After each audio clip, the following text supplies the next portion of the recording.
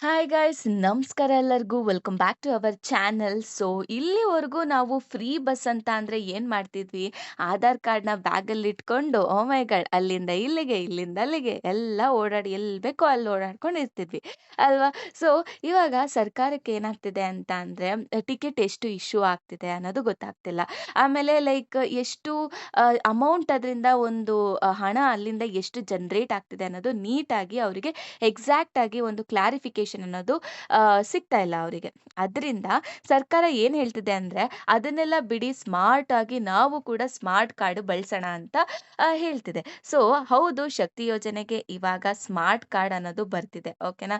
So ಅದೇ ನೀವೇ ನೋಡ್ತಿರ್ತೀರಾ, ಈ ವಿಚಾರ ಎಲ್ಲೆಲ್ಲೂ ಹರಿದಾಡ್ತಿದೆ ಇವಾಗ. ಸೊ ಈ ಯೋಜನೆ ಬಗ್ಗೆ ಸ್ವಲ್ಪ ಮಾತಾಡಬೇಕು ಅಂತ ಅಂದ್ರೆ ಏನು, ಶಕ್ತಿ ಯೋಜನೆ ಅಂದ್ರೆ ಎಲ್ಲಾ ಹೆಣ್ಮಕ್ಳು, ಎಲ್ಲಾ ಮಹಿಳೆಯರು ಮತ್ತೆ ಲಿಂಗತ್ವ ಅಲ್ಪಸಂಖ್ಯಾತರಿಗೆ ಸರ್ಕಾರಿ ಬಸ್ ಅನ್ನೋದು ಫ್ರೀ ಆಗಿ ನಾವು ಎಲ್ಲಿ ಬೇಕೋ ಅಲ್ಲಿ ಪ್ರಯಾಣ ಮಾಡ್ಬೋದಿತ್ತು. ಅದೇ ಇದ್ರ ಒಂದು ಯೋಜನೆಯ ಏನಾಗಿತ್ತು, ಒಂದು ಮೇನ್ ಏಮ್ ಅನ್ನೋದಾಗಿತ್ತು ಅಲ್ವಾ. ಸೊ ಈ ಇದು ಕರ್ನಾಟಕ ಸರ್ಕಾರದ ದೊಡ್ಡ ಗ್ಯಾರಂಟಿ ಯೋಜನೆ ಅಂತಾನೆ ಹೇಳ್ಬೋದು. ಆಮೇಲೆ ಈ ಸ್ಮಾರ್ಟ್ ಕಾರ್ಡ್ ನೀಡುವುದರಿಂದ ಹಿಂದಿನ ಉದ್ದೇಶ ಏನು ಅಂತ ಅಂದ್ರೆ, ಆಧಾರ್ ಕಾರ್ಡ್ ಕಳ್ದೋದ್ರೆ ನಾವು ಟೆನ್ಷನ್ ತಗೊಳ್ಳೋದು ಬೇಡ. ಸೊ ಇವಾಗ ಯೋಚನೆ ಮಾಡಿ, ಇವಾಗ ನೀವೆಲ್ಲೋ ಹೋಗ್ತೀರಾ, ಆಧಾರ್ ಕಾರ್ಡ್ ಕಳ್ದೋಗಿರುತ್ತೆ. ಆ ಆಧಾರ್ ಕಾರ್ಡ್‌ನ ತಗೊಂಡು ಬೇರೆಯವರು ಯೂಸ್ ಮಾಡ್ಕೊಳ್ಳೋದಾಗಿರ್ಬೋದು. ಅಥವಾ ನಕಲಿ ಪ್ರಯಾಣಿಕರಿಗೆ ಇವಾಗೆಲ್ಲ ಬಾಯ್ ಬಾಯ್ ಅಂತ ಹೇಳೋ ಸಮಯ ಬಂದಿದೆ. ಸೊ ಎಲ್ಲವೂ ಇವಾಗ ಡಿಜಿಟಲ್ ರೆಕಾರ್ಡ್ ಆಗಿ ಉಳ್ದಿರತ್ತೆ. ಸೊ ಆಯ್ತಾ? ಸೊ ಅದೇ ಈ ಒಂದು ಸ್ಮಾರ್ಟ್ ಕಾರ್ಡ್ ಯೋಜನೆ. ಅಂದ್ರೆ ಇವಾಗ ನೀವು ಫ್ರೀ ಆಗಿ, ಸೇಫ್ ಆಗಿ, ಸುಲಭವಾಗಿ ನೀವು ಪ್ರಯಾಣವನ್ನ ಮಾಡ್ಬೋದು. ಯಾರ್ಯಾರು ಈ ಒಂದು ಯೋಜನೆಗೆ ಅರ್ಹರು ಅಂತ ಹೇಳಿದ್ರೆ, ಫಸ್ಟ್ ಆಫ್ ಆಲ್ ಮೊದಲನೇದಾಗಿ ಅವರು ಕರ್ನಾಟಕದ ನಿವಾಸಿಯಾಗಿರ್ಬೇಕು. ಎರಡನೇದು ಮಹಿಳೆ ಅಥವಾ ಲಿಂಗತ್ವ ಅಲ್ಪಸಂಖ್ಯಾತಿ ಆಗಿರಬೇಕು.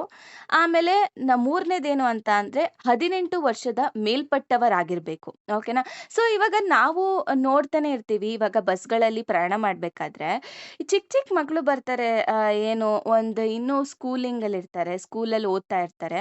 ಅವರು ಕೂಡ ಆಧಾರ್ ಕಾರ್ಡ್ ತಗೊಂಡ್ ಬಂದು ಅವರು ಕೂಡ ಆಧಾರ್ ಕಾರ್ಡ್‌ನ ಯೂಸ್ ಮಾಡ್ಕೊಳ್ಳೋದು ಆ ಥರ ನಾವು ನೋಡಿದ್ದೀವಿ. ಸೊ ಇವಾಗ ಇದು ಒಂದು ರೂಲ್ಸ್ ಬಂದಿದೆ. ಏನಂದ್ರೆ 18 ವರ್ಷದ ಮೇಲ್ಪಟ್ಟವರಾಗಿರ್ಬೇಕು ಅವರು.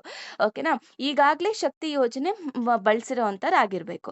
ಓಕೆ. 18 ವರ್ಷಕ್ಕಿಂತ ಚಿಕ್ಕ ಮಕ್ಕಳಾಗಿದ್ರೆ ಕಾರ್ಡ್‌ನ ಬಳಸುವಂತಿಲ್ಲ. ಓಕೆನಾ.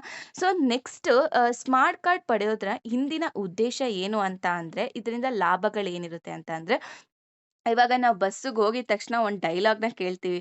ಮೇಡಮ್ ಆಧಾರ್ ಕಾರ್ಡ್ ತೋರಿಸಿ, ಮೇಡಮ್ ಆಧಾರ್ ಕಾರ್ಡ್ ತೋರಿಸಿಲ್ಲ ಅಂದ್ರೆ ನಾನು ಟಿಕೆಟ್ ಇಶ್ಯೂ ಮಾಡಲ್ಲ, ನಾನು ಟಿಕೆಟ್ ಕೊಡಲ್ಲ. ಸೊ ಆಧಾರ್ ಕಾರ್ಡ್ ತೋರ್ಸಮ್ಮ, ಈ ಥರ ಎಷ್ಟು ಡೈಲಾಗ್ಸ್‌ಗಳ್ ನಾವು ಕೇಳಿರ್ತೀವಲ್ವಾ.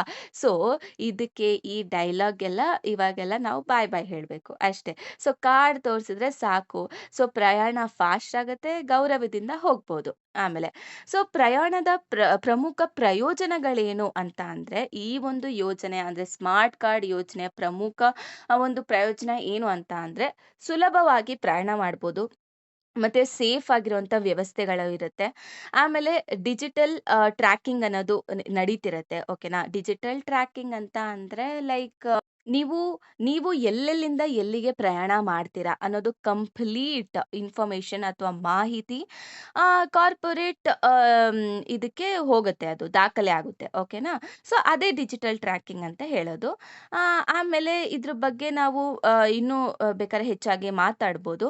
ಆಮೇಲೆ ಯಾವ ಸಂಸ್ಥೆಗಳು ಕಾರ್ಡ್ ಕೊಡುತ್ತೆ, ಸೊ ಯಾವ ಸಂಸ್ಥೆಗಳು ನಮಗೆ ಕಾರ್ಡ್‌ನ ಕೊಡುತ್ತೆ ಅಂತ ಹೇಳೋದಾದ್ರೆ, KSRTC ಆಗಿರ್ಬೋದು, ಆಮೇಲೆ NWKRTC ಆಗಿರ್ಬೋದು, ಆಮೇಲೆ KKRTC ಆಗಿರ್ಬೋದು, BMTC ಆಗಿರ್ಬೋದು. ಓಕೆನಾ.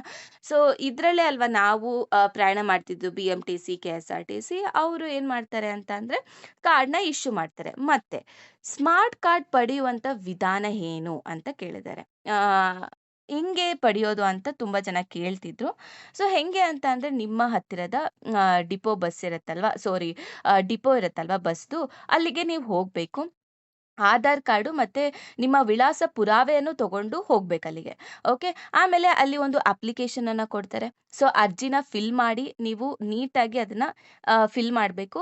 ಆಮೇಲೆ ರೀಸೆಂಟ್ ಆಗಿ ಏನು ನೀವು ತೆಗೆಸ್ಕೊಂಡಿರ್ತೀರಲ್ಲ ಫೋಟೋನ, ಅದನ್ನ ತಗೊಂಡು ಹೋಗ್ಬೇಕು. ನಂತರ ಅದಾದ್ಮೇಲೆ ಎಲ್ಲ ಆದ್ಮೇಲೆ ಅವರೇ ಕಾರ್ಡ್‌ನ ಕೊಡ್ತಾರೆ. ಸೊ ಕೊನೆಯದಾಗಿ ಹೇಳ್ಬೇಕು ಅಂದ್ರೆ, ಒಟ್ಟಾರೆಯಾಗಿ ನೋಡಿದ್ರೆ ಶಕ್ತಿ ಯೋಜನೆ ಅನ್ನೋದು ತುಂಬಾ ಅಂದ್ರೆ ತುಂಬಾ ಹೆಣ್ಮಕ್ಳಿಗೆ, ತುಂಬಾ ಏನಂತೀರ, ಮಹಿಳೆಯರಿಗೆ ಅದು ಒಂದು ಶಕ್ತಿ ಅಂತಾನೆ ಹೇಳ್ಬೋದು. ಲೈಕ್ ಇವಾಗ ಮುಂಚೆ ನೀವು ಸ್ಟೂಡೆಂಟ್ಸ್ ಆದವರೇ ಇವಾಗ ದುಡ್ಡು ಕೊಟ್ಟು ಪಾಸ್ ತಗೊಳ್ಬೇಕಿತ್ತು. ಆಮೇಲೆ ಯಾರಾದ್ರೂ ಕೆಲ್ಸಕ್ಕೆ ಹೋಗ್ತಿದ್ದಾರೆ ಅಂತ ಅಂದ್ರೆ ತಿಂಗ್ಳದು ಪಾಸ್ ಅಂತ ಇರುತ್ತೆ. ಅದಕ್ಕೆ ನಾವು ಖರ್ಚು ಮಾಡ್ಬೇಕಿತ್ತು. ಸೊ ತುಂಬಾ ಕಡೆಯಿಂದ ನಮ್ಮ ಹೆಣ್ಮಕ್ಳಿಗೆ ತುಂಬಾನೇ ಬೆನಿಫಿಟ್ಸ್ ಅನ್ನೋದಾಗಿದೆ. ತುಂಬಾನೇ ಯೂಸ್ ಆಗಿದೆ ನಮಗೆ. ಸೊ ಇವಾಗ ಅಷ್ಟೊಂದೆಲ್ಲ ತಗೊಂಡು ಇವಾಗ ಸ್ಮಾರ್ಟ್ ಕಾರ್ಡನ್ನ ಬಳಸೋದು ನಮ್ಮ ಒಂದು ಧರ್ಮ ಆಗಿದೆ. ಓಕೆನಾ? ಸೊ ಎಲ್ಲಾರು ಬಳಸೋಣ, ಎಲ್ಲಾರು ಎಲ್ಲಿಗ್ ಬೇಕೋ ಅಲ್ಲಿಗೆ ಓಡಾಡ್ಬೋದು. ಇವಾಗೂ ಅಷ್ಟೇ ಅವ್ರೇನು ಇನ್‌ಫ್ಯಾಕ್ಟ್ ತುಂಬಾ ಜನ ಕೇಳ್ತಿದ್ರು ಇವಾಗ ನಾವು ಸ್ಮಾರ್ಟ್ ಕಾರ್ಡ್ ಮಾಡಿಸ್ಬೇಕು ಅಂತ ಅಂದ್ರೆ ದುಡ್ಡೇನಾದ್ರೂ ಕಟ್ಬೇಕಾ ಅಂತ. ನೋ, ದುಡ್ಡೇನು ಕಟ್ಟುವಂತ ಅವಶ್ಯಕತೆ ಇಲ್ಲ. ಅಲ್ಲಿ ಹೋಗಿ ನಾನು ಹೇಳಿದ್ನಲ್ಲ ಫೋಟೋಸ್ ಆಗಿರ್ಬೋದು, ಅಲ್ಲಿ ಅರ್ಜಿ ಫಿಲ್ ಮಾಡೋದಾಗಿರ್ಬೋದು. ಸೊ ಇದನ್ನೆಲ್ಲ ನೀಟಾಗಿ ಮಾಡ್ಕೊಂಬಂದ್ರೆ ಅವರೇ ಏನಂತೀರ ಕಾರ್ಡ್‌ನ ಕೊಡ್ತಾರೆ. ಓಕೆನಾ? ಸೊ ಇಲ್ಲಿ ನಾವು ಯಾವುದೇ ರೀತಿ ರಿಸ್ಟ್ರಿಕ್ಷನ್ ಅಂತ ಅಂದ್ರೆ ಅಡೆತಡೆಗಳು ಇಲ್ಲಿ ಇವಾಗ ಯಾರು ತಗೊಳ್ಬೇಕು, ಇವ್ರು ತಗೋಬಾರ್ದು, ಅವ್ರು ತಗೋಬಾರ್ದು ಆ ಥರ ಏನು ರೂಲ್ಸ್ ಏನಿಲ್ಲ. ಸೊ ಇವಾಗ ನೀವು ಯಾರ್ಯಾರು ಬಳಸ್ತಿದ್ದೀರಾ ಅಲ್ವಾ? ಸೊ ಜಸ್ಟ್ ನೀವೊಂದು ಹೋಗಿ ಕಾರ್ಡ್‌ನ ತಗೊಳ್ಬೇಕು ಅಷ್ಟೇ. ಓಕೆನಾ? ಸೊ ಇಷ್ಟು ಹೇಳ್ತಾ so thank you so much.